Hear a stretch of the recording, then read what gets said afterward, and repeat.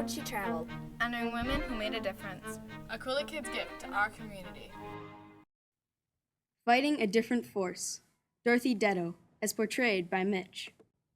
I can hear the buzz of loaders, the shrieks of frustrated workers. If I close my eyes, it feels like I'm actually there at that plant at Kearney and Trecker. What a long time ago that was. I remember how women were treated, how every time I came into the factory, the men would whistle and cheer. Females usually weren't allowed on the plant, which is why they were scarce on personnel. That is, until I came along. I knew things had to change. I never would have even dreamed of assisting in the World War II efforts after college. My parents always demanded immense things from me, and I expected that I was going to be a teacher. There was a program that was going to give me a teaching career at Grosse Pointe. Because the war was at such a crucial moment, they discontinued the program for the duration of the war. I had no job and needed some money. A hunting buddy of my dad's told me that Kearney and Trecker was hiring and that I should travel down there and apply for an interview. Kearney and Trecker distributed machinery to the Navy.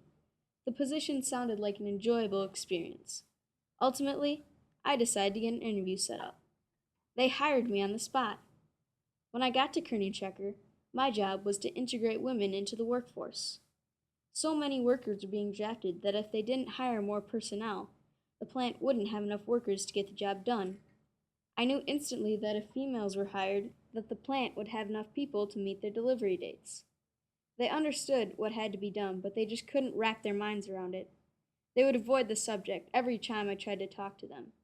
I wasn't able to hold my tongue any longer. It was just so aggravating. If they weren't so stiff-necked and just listened to me and finally accepted the fact that women needed to be hired, all of their problems would be solved. Well, their lives were about to change.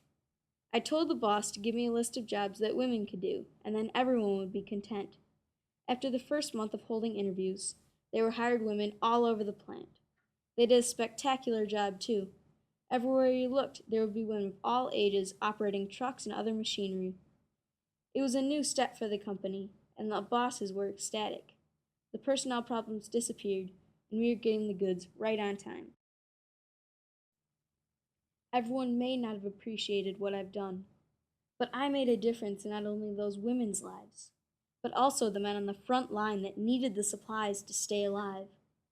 These women were qualified and had every right to work in the plant, but they were denied a chance to prove what they were able to accomplish. If this hadn't been done, so many brave men would have lost their lives because people couldn't get past their pride. Sometimes, you have to put your dignity aside and do what you know in your heart is right. This podcast brought to you from La Crosse, Wisconsin by the Coulee Kids at Longfellow Middle School in conjunction with the League of Women Voters.